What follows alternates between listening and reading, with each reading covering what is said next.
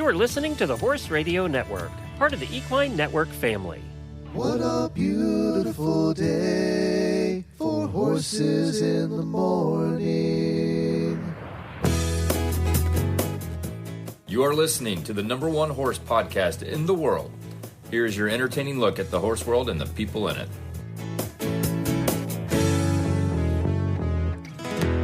Well, good Monday morning, everybody. I am Glenn the Geek from Ocala, Florida. And I'm Jamie Jennings in Norman, Oklahoma. You're listening to Horses in the Morning on the Horse Radio Network for Monday, July 27th, episode 4005, brought to you today by WERM Flooring. Good morning, horse people. Well, good morning, everybody. We have a fun show planned for you today. We have Jordan Irwin is coming on. She is of Tilly the Dancing Clydesdale fame. Several of you requested that I get her on to talk about her event in Clydesdale, so we have her on today to chat about that, and you guys all know how partial I am to draft horses anyway. Plus, listeners share the coolest thing they have ever done with a horse. We're going to go over those and share ours as well. Plus, in the Auditor Post Show, I had AI pick the top 10 horses in history, and we're going to see if we agree. I got to tell you what, this whole world's burning down right now, Jamie, and we had a little bit of that this weekend, too. On Friday, the forest over by us caught fire again. Went up to about 75 to 100 acres. And so this weekend we had the smoke. It just settled right over the farm and was very difficult to breathe. So all of you people that are putting up with that for months on end, I just feel for you. But if you take a look at that app that shows where the fires are and you zoom out on the United States, it looks like the frickin' western half of the United States is on fire. Just the whole thing. There's so many fires, but also, I don't know if you saw the videos out of France and Spain, in the Bordeaux region specifically of France. They have an enormous fire going there.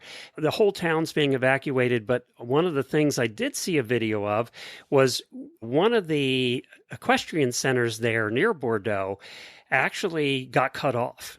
So the fire was moving that fast that the roads all got shut down and they got cut off. They had no choice. They just let their horses loose.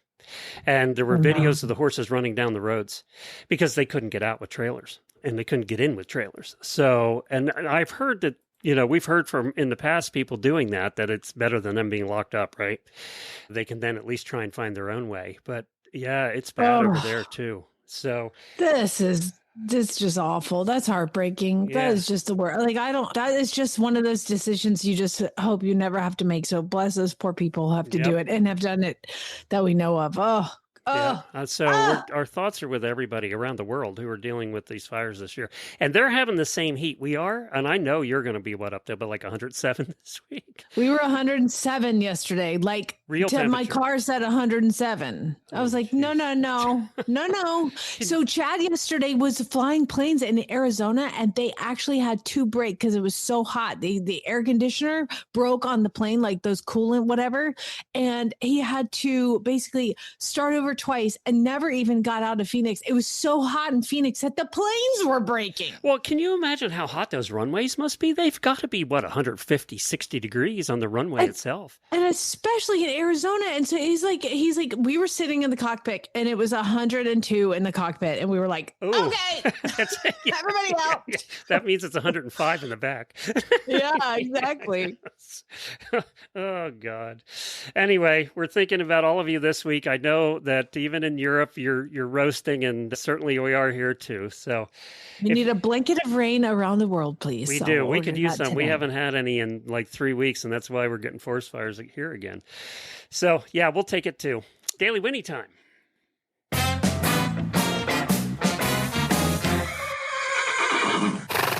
I have no auditor birthdays, which is actually kind of perfect today because we have a very special Daily Whinnie to Jean Abernethy for the drawing she did during our 4,000th episode. She finished it and sent it over the weekend, and God, she is so talented. She is so good. If you want to take a look at it, head over to our Horses in the Morning Facebook page. I posted it on there. It is just perfect. I mean, it's just perfect. It is. She did a great job. It has Fergus in it, has you and I in it. It has Ashley in it, and the way that she's going to go down in history, remembered by. You have to see it. If you listen to episode 4000, you'll know why the Ashley thing is so funny. But Jean, you did a great job. I look skinny with big boobs and pretty teeth. So I was very happy. I noticed she enhanced both of our sets of teeth. She definitely and I have an enormous head, apparently, in that one. But well, I actually had boobs in the picture, so I was very happy. No, it was so fun. It just fit the show, didn't it? I mean, she nailed our show. It was basically our show. It was us in a cart with the wheels going every direction and the horse bolting. It was perfect. Hot mess coming through. I did like it. Thank you, Jean. We really do appreciate you.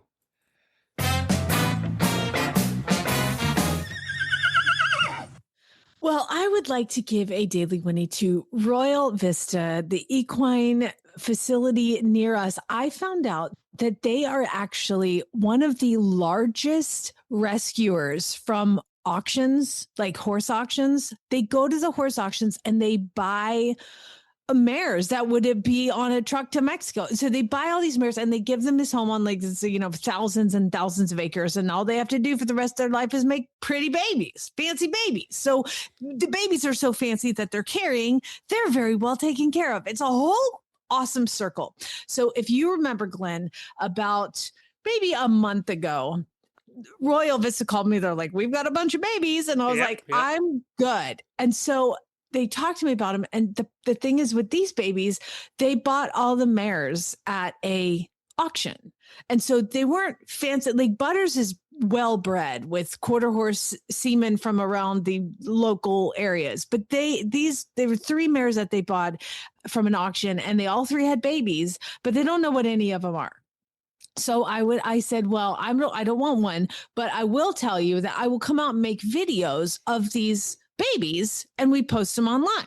So do you remember when I posted the videos of the babies online? One was a bay draft cross of some sort. One was a little black horse. Now they had 3. And when I went out there, they had this like little, I don't know. I mean, who knows what it is, but it looked like its mama was buckskin, but it looked like they were calling it a blue roan. And I was like, oh, that is just the cutest. And I was like, and he came up and sniffed me and I was like, oh, I love him. And they were like, that one's taken. And I'm like, of course it is. Of course that one's taken. Why wouldn't that one be taken? So I made videos of the other 2. I made a video of this one too, but that was before I knew he was already taken. So I didn't post that video. So I get a phone call from Royal Vista and they're like, hey, I had done some work for them and they're like, we owe you this money. Would you like us to just mail you a check or would you like to put it in your account? And I was like, I don't breed with you, so I don't need an account. So you can just send me a check. They were like, well, what about the foal? And I was like, I didn't get a foal. I just, the only one I liked, you guys had a home for. And then the other 2, I posted it online and maybe did somebody call about them? They were like, no. You have the blue roan. And I was like, no, I don't. No, I don't. I didn't get that horse because you said, I was like, yes, I really liked him and he was adorable and cute. And if I was to pick one, that would definitely be the one I would pick. But you told me that one was already gone. And so she was like, yeah. So we talked to Doc about it and he said that you get whatever you want and you get first pick of everything. And so that's wins yours. And I was like, wait, what? So much like when I got Butters, I had to call my husband and be like, honey, we're having a baby. Now, do I need this? I was like, really? I was like, oh my gosh, do I really? And Chad's like, what is it going to eat? It's tiny. It doesn't do anything. Yeah. It's not going to cost you any work. That one's going to be easy. And then he was like, remember how easy Butters was? So I was like, that is the kiss of death right there, my friend. Yeah, exactly. So apparently I now own a Heinz 57 bluish, roanish baby horse. Yay! He's still with his mom. They were like, when do you want him? And I was like, never. I was like, not like fall. Like fall. Like, do not send this horse to me right now, please. It is too hot. Like, let him live with the herd. He's out with the herd, getting socialized. He's probably That's probably better for him two right and a now half anyway. months. Yeah. Yeah, it's way better. And they were like, "Well, what do you?" I was like, "No, just good." I was like, "Let me work on my end here." But yeah, obviously, I'm going to take him because he's like a super cute baby, and they owe me money, so he's free. Hello, He really is free. he is free. You're not just making that up. He really is free. He is free. I mean, granted, I could trade him for a check, but no, he's free. So, Dr. Coy, once again, you've worked your magic. Perfect because you're going to have them coming up a year apart. So you're training them for resale, quote unquote. So you'll have them coming up a year apart. You'll have ones in the pipeline. It totally makes sense, Yeah. obviously. And the cool thing is, I have Carl to be the baby daddy for a while, you know, as long as, but here, Carl, you get one a year. Yeah, but I mean, Dr. Coy calls me. When he called me, he was like, so just because, you know, we've got some more babies this year. And I was like, oh, I'm not. He was like, well, your last one worked out so well. I thought you'd want another one. And I was like, damn it, that makes so much sense. He knows how to pull your string. You know how that last one you got from us, you love it so much. I was like, I do. It's unhealthy how much I love that horse. He was like, well, we've got more. I was like, of course. You know what really sucks is the company that we use to test these horses going out of business. So we need to find a new one. I need a new company to DNA test because this one's going to be I mean, I knew Butters was going to be a quarter horse. I mean, hello, look at him. But this one, we'll see. We'll see how it really goes. Bummed about I don't that know. too because she was so good coming on the air and talking about this stuff. I mean, I know. Well, congratulations. Thank you. I'm having a baby. Thank you.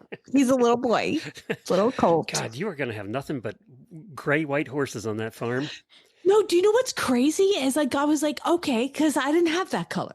Because I've got dun, I've got buckskin, I've got gray, I've got palomino, and now I've got blue roan. Oh my God. You can do a photo shoot out here of like a book of horse colors. That's right. You could. I've got bay out here too. I mean, all I need is a chestnut and a paint. We're good to go. I'm black. I need black bay. I need black chestnut and paint, and then I'm good. You can do a movie out here. There you go. Well, you know where else you find all of those colors is in Mongolia. Oh, yeah. And, you know, one thing we haven't even talked about this year with the episode 4000 and all the other stuff we had going on. The Mongol Derby's coming up next week. It snuck up on us this year, but it is coming up next week. We haven't had anybody on who's actually going, which we've always done in the past, so we'll have to do that after. But a little bit about this year's race. Of course, it's 1,000 kilometers over Mongolia territory. We talked about it enough. Everybody knows what it is.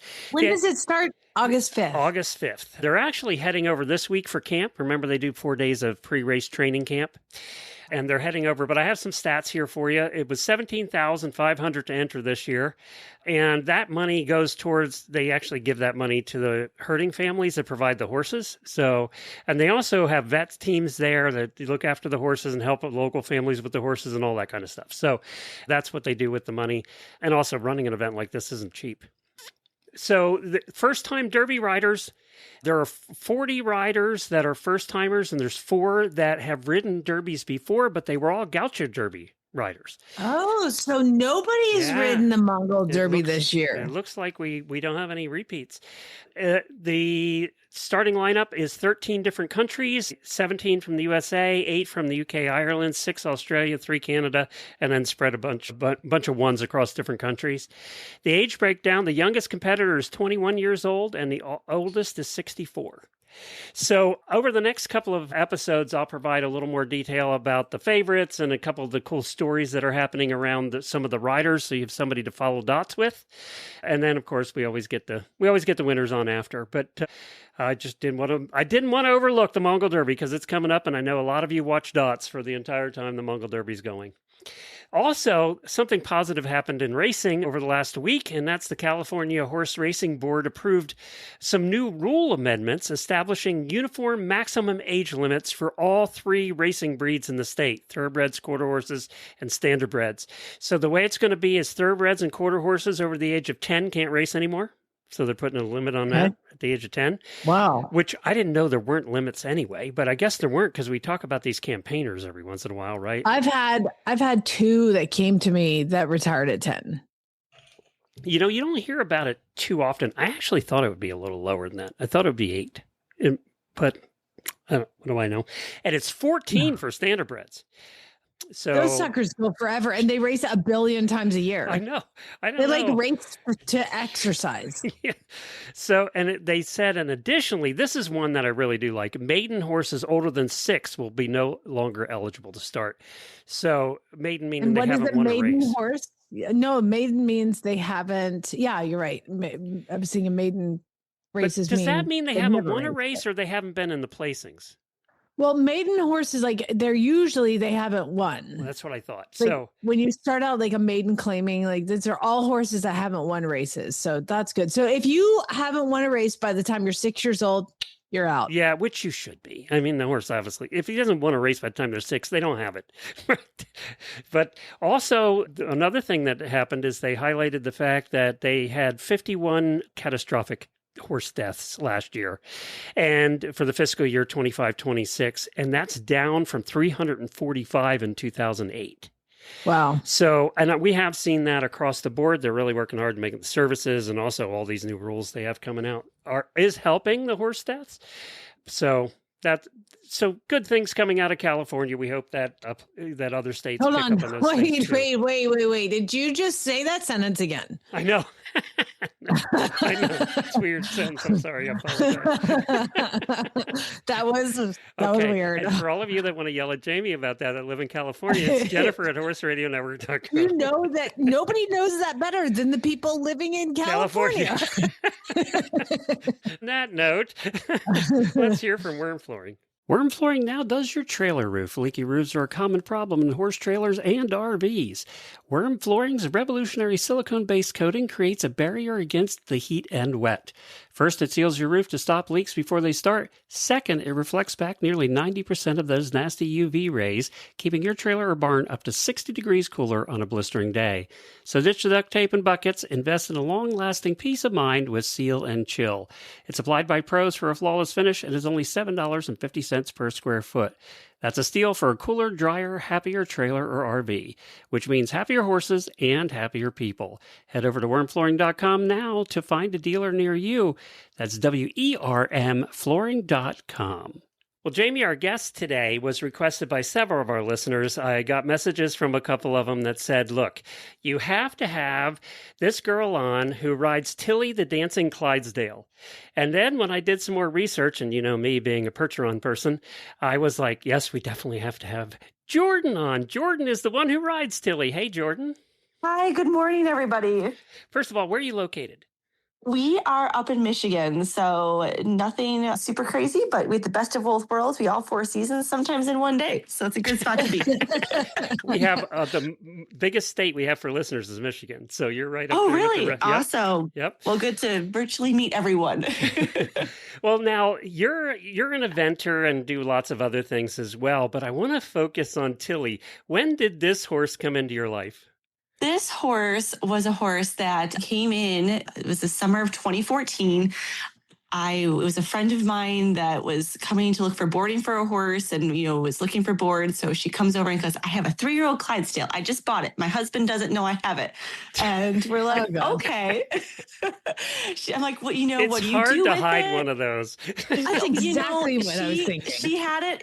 She was fairly successful for a minute. So apparently it's possible. So for all you out there, it's a thing. So it's a thing. But she came and she's like, I have this 3-year-old Clydesdale. And I'm like, well, what do you do with it? She's like, well, it's been my dream. I've always wanted a horse. Have you owned one before? No. And I go, wonderful. Now, mind you, she's this little old lady, maybe 100 pounds on a good day. And I'm like, what possessed you to buy this green broke, horse? And you're a green horse rider. We all know green and green doesn't mix, right? Black and blue.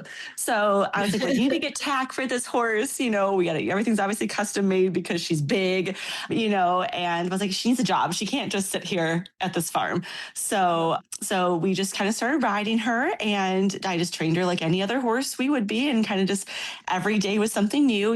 At first I was really excited when our circles were like, 100 by 100 meters, half my arena. I was like, wow, we can turn. We're doing great. So Follow your face. Yeah. Yes, exactly. It's a big face, though. It's a big face, big feet, big body, right? And especially at that age, It's you know, pure they're so Clyde? gangly. Yes, so gangly, just tall, think weedy basketball player type, right? You know, just doesn't know where anything is. So, and just one thing just kind of led to another, that there was some on-site shows. And I was like, well, let's put her in for training level. Like, she can walk, track, canter. Like, we're here. Let's do it. And the lady was like, yeah, absolutely. You know, her name was Jeannie. And she's like, perfect, let's do it. So, you know, one thing just leads to another. And we just keep kind of moving this horse up. And she was just always so trainable, just very good minded. And, you know, she lived with a bunch of other warm bloods and fancy other, jumpers and hunters and dressage horses. And so we always just joke, like, she just doesn't know that she's a draft horse. She thinks she's just as fancy as these ones. So Our one we're like, Percheron was the same way. Did very well with kids riding that 18-hand horse in dressage isn't it shows. crazy? And it was Yes. all at the smaller levels, but walk, trot, canter. But we could never get ours to jump. When did you figure out that this thing could jump? So that was actually a friend of mine, Amy. We had cross country jumps out in the backfield, and just same thing, just out for a hack. And she's like, let's take her over this log. And I was like, sure, like, go for it. Like, let's see what happens. And she did, you know, so we just kind of kept going with it, you know. Next thing you know, jumps in the ring, just like any other young horse, you know, pulls to cross rails and working your way up from there. And, you know, kind of accumulated with this like pre-caprilli, we call it dressage. It's like a dressage pattern with a couple of jumps in. It's like a feature class. And she did great. So I was like, well, at that point, I was like, well, let's maybe consider this a little bit more. So it was summer of 2020. I was like, I needed a break from what I was doing. So I said, I was doing mostly like hunters and things at the time. So I said, let's go back to my roots of eventing. So I talked to Jeannie, the owner. I said, how would you feel if I took this horse cross country? And she said, yeah, let's do it. So, you know, did some schoolings and, you know, of course, just like any horse, you know, the low things and water was kind of scary and things like that. But as she got the game, this horse just really turned into, I kind of call her my all-purpose ATV. She just, whatever you point her at, she is ears pricked, like, let's go, let's do this. So at that point, it was the following spring in 21. I was like, well, let's like shoot her towards a show. Like, why not? Like, I'm a goal-oriented person. I love to have that in my backseat of my brain. So let's shoot her to an event. So we took her to a local one. She did great. And I was like, all right, well, let's try USEA, which is United Eventing Association. And let's throw her towards that and see what happens. So she kept doing pretty good, was in the placings, in the ribbons. And same thing, just, you know, we were definitely, when we pull up, everybody goes, oh, that's that big horse. That's Tilly. No. And it was just so fun to show up. And, you know, it was such a welcoming crowd. Sometimes some groups of horse riders might be a little bit more not so receptive to a big horse, especially as big as she is. She can sometimes be intimidating. She is right around 18 hands. Yeah, so she looked at your picture. She's quite large and big bodied now, right? She's mature. So she's much bigger bodied. And sometimes it's intimidating for their horses, right? You know, big horse, you know, feathers flying, and some of these, you know, maybe flightier show horses in the warm up are kind of like, what is that? You know, so sometimes that can be it. But the eventers are just so game and so kind and so welcoming. So yeah, we ended up just qualifying for championships in 2022 for AECs, American Eventing Championships. But that was the year it was in Montana. So from Michigan to Montana was like 20 plus hours. Wasn't super feasible at the time. But I got to stop you. Yeah. No, because I have to tell you that I have such a similar reason that I love eventing, because I came from the hunter jumper world growing up in Atlanta.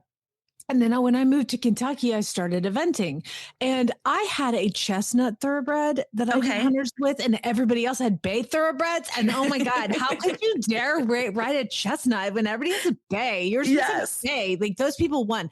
Then I go to my first event at the Kentucky Horse Park, and I do my first, they didn't have beginner novice back then. So it was novice. Yes. So I go out and I do novice, and I got my butt kicked by, ready? A Norwegian fjord. And I was like, these are my people. Yes. Anything and everything, right? Like, you know, just a good horse is a good horse, and training, you know, will speak volumes in those types of cases. And I just love that perspective, and just the, you know, ideal world of that is just the coolest thing. And it's been so much fun. Didn't It you doesn't qualify have to again this year be. too?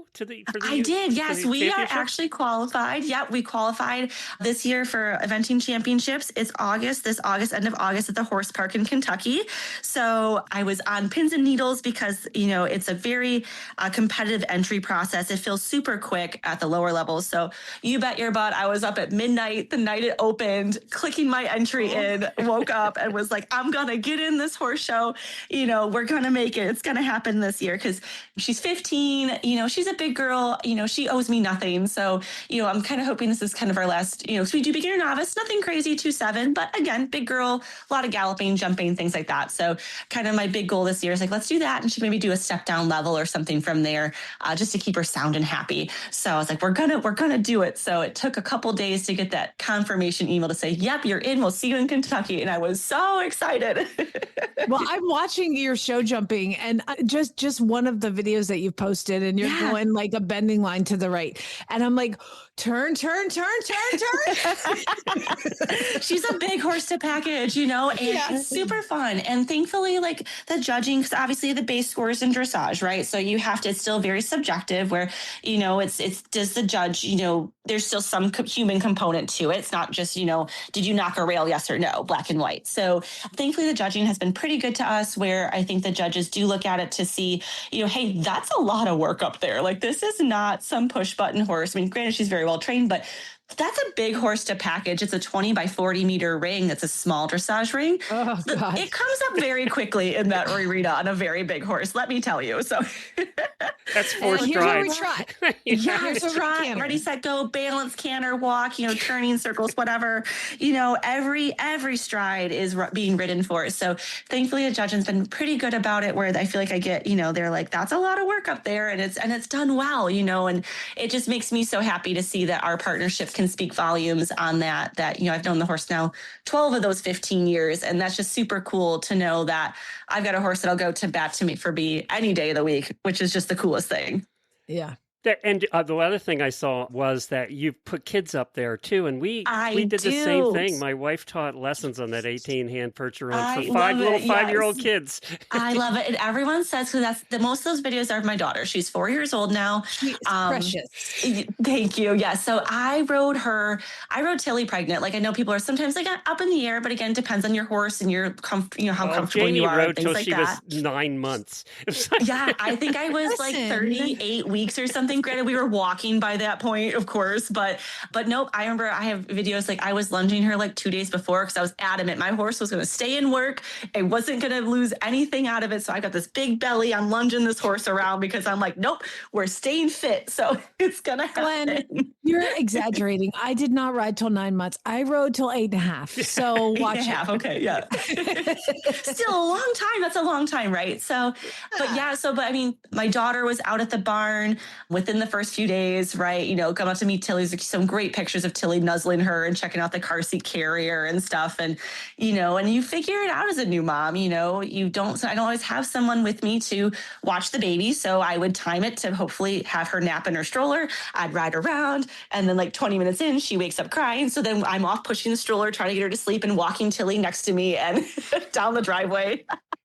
And Tilly's just, chugging along for the ride. And, horses that sometimes like there is, this, they're so spooky or strollers are scary or wagons. But this horse has since grown up with my child and just they have this awesome relationship. It's so cool to see that grow together as well. On this side of it now, that's not just me, it's her and Tilly going together. We call her Little P is her online name. And, P with Tilly and just seeing how cool that comes together and stuff like that. And yeah, it's just the coolest thing. So we put her up there and everybody's like, why don't you get a pony? And you're like, well, why would I get a pony when I have the gentlest, most kindest horse possible? It's true. I mean, it is true. So a couple practical questions. Did you have to get a new trailer? Because ours wouldn't really fit in the trailer we had. Thankfully, she is just like a warm blood height trailer works okay, you know. So we've been renting from a friend, was super kind for getting our shows. We actually just made our big kid purchase. We got our trailer a month ago. So I was super excited to get my new rig. I was super excited. So lots of space and gives us a lot more flexibility to just take her places and do things with and having that freedom. That's a cool thing to have my first trailer of my own. I'm super excited about. Well, congratulations on that. The other thing that cost us a lot more every 6 weeks was getting shoes for the Percheron. Was just ridiculous. Yeah. So thankfully she's got fairly decent feet. She's been barefoot for a couple years. We had her shod for a while, but she's barefoot right now and super reasonable, nothing crazy, which is great. We've got our farrier who's been working on her feet for quite some time, and it's hard to find someone that will do. I mean, again, we're very specialized, right? This is a jumping draft horse. So, that's not the same as your pulling horses and how they might be, trimmed or shod. So especially when we did do some shoeing a few years ago, we approached him going, so if I wanted, sport horseshoes for this horse, how would we do this? And he just looked at me and was like, what do you mean? We make them. He was like, yeah. So it thankfully, would be Master $1 million. Farrier, yes, exactly. So thankfully, Master Farrier, who actually handcrafted her shoes, like made them from scratch. Like this wasn't just go buy it off the shelf type from your supply store. So we always joke that her, of course, I feel like most horse things, right? They got nicer things than we do, but that's okay. Ours was a lot of years ago, and I think we were paying $300-$400 every time. It was just ridiculous. It wasn't super cheap, but thankfully now, same thing is like she did a little bit lighter workload and nice feet, which is nice. But yeah, that's definitely but just to find someone that can, keep her looking good for what we do for riding is definitely been a challenge. And thankfully we've got, David does a fabulous job with her feet, which is I'm very thankful for. And then the other problem, not a problem, but the other the reason I don't have a Percheron right now is we live in Florida and hay is ridiculously expensive. Yes. And ours used to eat about a bale a day. Is she a big eater like that? Yes and no. She's got a round bale. She lives outside 24/7. She's got a really nice setup, and it's really been good for her because she's definitely built to live outdoors, right? These Clydesdales are meant for those northern climates, so she's extra furry in the winter, so she's built for it. But just, she's got her at 24 axis hay. She's got really nice, first or second cut out there, and it's covered and all that good stuff. So she has a great life as a normal horse, just able to be outdoors, come and go as she pleases, and have room to maneuver and still eat what she needs to, which is good. So nothing crazy, which is great. Which is good, yeah, because it could cost you a fortune. Yes, and thankfully being more Midwest, hay would be a whole different ballgame, I think, in in Florida and things like that, your coastal states. Thankfully, out here we've, still of course expensive, but a little bit more in supply than maybe those southern states. You actually grow it up there, which helps. Well, I'll put a link to Tilly's Facebook page. Anybody can follow that. And we would love to have them join along. Like I said, we'll be posting updates. Hopefully everything works out. It's always, we never know with horses, things can be thrown in, weirdly at last minute times. But we're excited to be there, just say hi to people, meet new friends, and just, again, share this experience with everybody because it's a dream come true. And this horse is just a gem. Well, normally I say when we end an interview, give Tilly a carrot for us. But I'll just say this, give Tilly a 5-pound bag of carrots for us, okay? She needs a bag. She needs a bag. She does. One is not enough. Thanks, Jordan. Clarifly Larvicide is more than just a fly control product. It's the first step towards improving horse comfort and keeping nuisance flies out of your stables. This feed additive uses an active ingredient that passes through the digestive system of horses and is expelled in the manure, where it stops flies in the larval stage. By using Clarifly Larvicide as part of an integrated pest management program with Starbar products, you'll get more support, more expertise, and more control. Visit centralflycontrol.com to learn more or contact your feed dealer. Okay, so we've been using this for maybe a month and a half now with the horses. And we also have the fly predators, which we put around the barn, right? So the fly predators go around the barn, and they really do help this year especially. Where we noticed the difference with this feed through was in the manure heap, which is at the back of the property. So it's a ways from the barn, right? At the back of the property. We always had lots of flies at the manure heap. There's no flies at the manure heap. Really? None. There's no flies up there. It's the weirdest thing to go dump up there and there's no flies. And that has to be this Clarifly. Absolutely it is. Yeah. That's awesome. Yeah, no, that's where we notice the difference. In the stalls a little bit more. I could just leave them in there because there's no babies coming. That's great. Yeah, we clean every day and we bring it to the manure heap. So yeah, I do. Yeah, so that's that's where we definitely have seen the difference is out there, which I'm sure makes a difference than at the barn, right? I mean, it's all relevant. Yeah. I'll check it out because I also have a manure pile at the back of my property, and it abuts my neighbor's farm. I had my manure pile before they moved in right there. Okay. So it's not like I started a pile by their house, but they have goats. So theirs is way worse. So I will make sure that my pile is good. That's interesting to look at. I'll go check it out. Yeah, go take a look at that and see what you think too.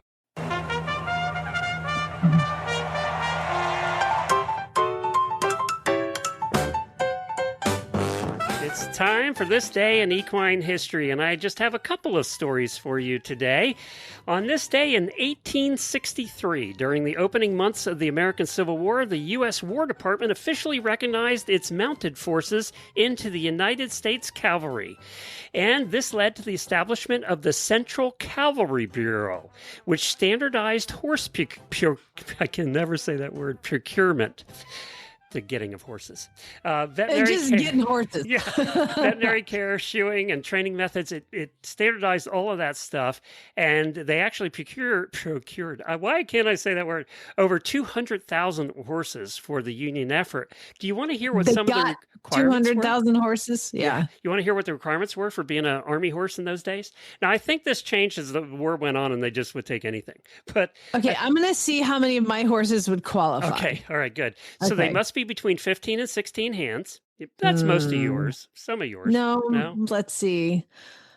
We got Amigo is 15-1. And then Carl he's not tall enough and he's probably too old. And then we've got Ace is 16-2. And then Butters is too young. So far Amigo's lined up for it. Yeah, Amigo would be the one they would take from you. Generally between 950 and 1,100 pounds, which for that size horse would be normal. Age between 4 and 9. Okay. The younger horses under 5 or 6 were more susceptible to disease, and that's why they didn't take them. They really wanted them 6 to 8 years old, ideally. And Leo just turned 4. Yeah, I think you're safe Amigo's there. 4, just turned 4. So I love this. It read, must be sound in all particulars. From blindness, spavins. What's spavins? Spavins, like a bone spavins, like a little knock on their bone. Like ring Almost and ring like bones in here too. Heaves and leg lameness. Yeah, you really don't want a lame horse, riding into battle. Gait and temperament. I love this. Must be a good square trotter and bridle wise. And when I read that, that means that basically they were trained to turn. They were more than Greenbroke. So, hold on. Let me ask you: did they buy horses from people, or did they take horses from people? I think they bought horses from the rich people, and then they took horses from the poor people. So basically, you're super healthy, well-trained, young, sound horses that you just take. Mares and geldings were accepted. Stallions were strictly rejected because they were too difficult to control in large groups. And then color preference, they really wanted dark, solid colors. Bay, black, and sorrel, or sorrel chestnut. Whites, grays, and lound pintos were avoided because of why? They were too visible at night from a distance. So they really wanted the darker horses because you could see these others too easy at night. Made them targets. I think I'm safe. The cavalry have to move on past my house. I just thought it was interesting that this was all written down and this was part of the procure. Okay, I am giving up on that word. I just cannot say it. Stealing of horses. Yes.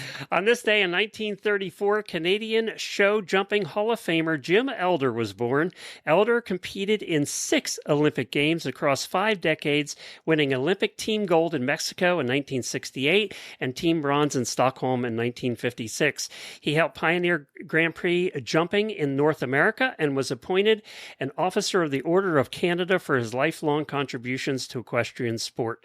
So get a little Canadian love in here today too. And already. That's right. And now that is your horses in equine history for today. All right. I posted on the auditor room today because I was curious, and I know you and I have one of these too. I don't know if you have it up. I have to bring it up. But I posted, what's the coolest thing you've ever done with a horse? And I know we got a lot of answers, right? Let's see. I don't know how many comments there are. 60 answers. So there's a lot. All right. You want to go through some of these and see, or do you want to do ours first? Why don't we save ours for a little later? We'll do some of these first. Horseback safari in Africa. That's pretty. I mean, it's going to be hard to beat that one, right? So, I mean, do you ever have a desire to do that one?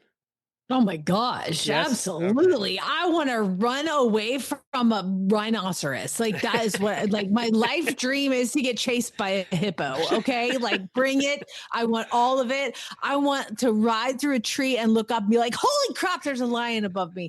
Let's go. Giddy up. Let's run. I don't know if that's reasonable. I don't know if that's smart. I don't care. I would totally do it. The part that keeps me from it, God dang, that's a long time on an airplane. Yeah, it is. It's just That to go to Australia, they're both about the same length for us anyway. So the next one we actually did. Trail riding to a bar and grill and hitching up the horses while we ate. We did that in Norco. Remember the day we rode for lunch? And we hitched our horses but outside. I didn't get to drink. I wanted to go to a bar. So that was we did that one. Convinced my sweet horse husband to do a 3-day horse trekking trip around the Ring of Kerry in Ireland. Oh, how cool. On their honeymoon. Oh, you did find a good one there. He was great about it and took lessons for 2 months leading up to our trip. Oh, that was in the honeymoon phase. I want to know if he's ever ridden again. That's Hold what I want to on. know. Hold on. Here, she has a follow-up sentence. That was the last time he rode 20 years ago. I was right. Okay, I love that one. I taught my basset hound to ride my pony. Oh, have you taught your basset hound to ride your ponies? Oh my God. I already have an insurance policy on him. I don't need to activate any more of it. He would just kind of, you know how you have that big teddy bear to ride your new ponies? You Yeah. could just put Homer over top. He's 60-pound weight. Just be there. Perfect. My old Jack Russell tank would hop up on Precious Magic Gallup Jennings and ride. So I did do something, but not a basset hound. That's extra skills. April's an overachiever. She rode on a beach with dolphins in Georgia, galloped to black sand in Ireland, traveled internationally to horse shows, galloped a horse at a racetrack. Oh, she's done it all. April, you're just making everybody jealous now. So let's see. What are some of the others here? I can tell you one of mine. So mine has to be when we were part of the Red Rose Carriage Club in Lancaster County, Pennsylvania. There were 30, 40 carriages used to go out together almost every weekend. We rode in two places that really stand out. We rode at the linear park that's in Philadelphia. I forget the name of it, but it's like 20 miles long, and it's a park right in the city. Well, where we had to park, we had to go through one of the city intersections. I'm talking traffic light, tons of it's in the middle of the city. So we actually that was my lifetime pony, Piper, and we actually drove up to the traffic light in our little cart and made the left into the park, and on the same thing on the way out. That was one of the funnest memories. And also we drove through a running amusement park. So that has to be one of the coolest things I've ever done. Ooh, that's crazy. Amy has one here, and Amy, I'm going to need some more information on this because this sounds like my kind of thing. Galloping on the beach in Morocco. Oh my God. How did you gallop on a beach in Morocco? For some reason, Morocco is one of those places I'm like, I would really like to go there. So I want to ride horses there too now. Thank you for that. I did, galloping horses on the beach. This last time I was in Mexico, I was like, this cannot be safe. Like none of this is safe, but I galloped a little horse on the beach. But the coolest thing I did was when Chad and I were talking about getting pregnant, and he's in the military. We didn't have a ton of money, but he was like, what would you like to do before you have a baby? And I was like, honestly, let me just throw something out there. I want to ride Andalusians in Spain. And that was 15 years ago, And so for Christmas, it was one of those things where we were newly married, and he's like, listen, do not go crazy for Christmas. Just don't like, let's just keep it really low. And like, I gave him like underwear and socks, and I'm like, here you go, newly married husband, and we're poor. And then there's an envelope in the Christmas tree for you. Oh my God. He booked through Darlene Newman's travel company a week riding Andalusians in Spain. And I was like, you told me we weren't doing anything special. He's like, yeah, because I had to be able to afford this. So that is probably the coolest thing I ever did on horses. Aside from getting certified to train them, because I learned so much of like that. But yeah, Andalusians in Spain is just, that's like picturesque. I like this one. Charged a crowd of drunk Long Island teenagers in Central Park on St. Patrick's Day. Hell yeah. We need more. Of course, Ashley's is cannonballs off their butt indoor pool. Oh, God. Swimming horses is really fun. Like, that's There's really a fun. lot of swimming horses. Oh, armor photo shoot where the horse was wearing armor. We had her on about that, actually. We had her on to talk about that. There was a couple of them that did the driving a cattle for long distances. The Great American Cattle Drive was one of them. I could see you now that you're into this cattle thing wanting to do that. Dude, to be fair, like that is probably one of the most fun things I've done on horses. And I've got to do it 2 summers now, which is cut cows in actually like, not for a show, like for like a real, because they actually have to be. That was pretty cool. Taking a Mustang novice, that was kind of my goal, was like to get a Mustang up to the novice level. And Zeus and I did that. So yeah, I'm trying to think of what haven't I done that I really want to do. Yeah, is there anything left on the list? I think... still for me is going to the Calgary Stampede. And what's so funny is I could make these things happen. Going to the Calgary Stampede, all I'd have to do is call and we could get invited up there. But that's one thing. What are yours? Gosh, I always wanted to play polo, like at least once, to just do it. And now my shoulders, like do stuff when you're young, people, because now my shoulders would not hit a mallet for nothing. But it would We're be truly really marching fun. toward death. That's off your list now. It's off. I've marched past that one. Okay, we need a new shirt. I marched past that one, and you're looking back from horseback at all the things you never got to do. Yeah, I never got to do that. But you know what? I'm marching towards other cool stuff, okay? Did I tell you I got a baby? Fine, why not? Nikki said rode in Hawaii and around Maui. Well, around the volcanoes. So that'd be oh, cool. that'd be cool. That'd be cool. You've been over there several times. We've never been to Hawaii. You have to. I know all the places we've gone. Again, it's a long trip from Florida. That's true. It is. You could go to Africa in the same amount of time. One of them actually did jousting. It looks like, so there's so many that have done so many cool things with their horses. I was trying to think what else would be on the bucket list. I still have never driven a standardbred on the track in a sulk. See, yeah, that'd be fun for you. I would hate that, but I liked galloping racehorses, so that was really cool. Yeah, I mean, you did that though. I mean, that's one you've done. I know. I could probably get an invite still to do with a very safe standardbred. One of those 13-year-olds that are about to retire. That's one of the ones that just retired. That's right. That's the one I need right there. That would be fun. I could do that.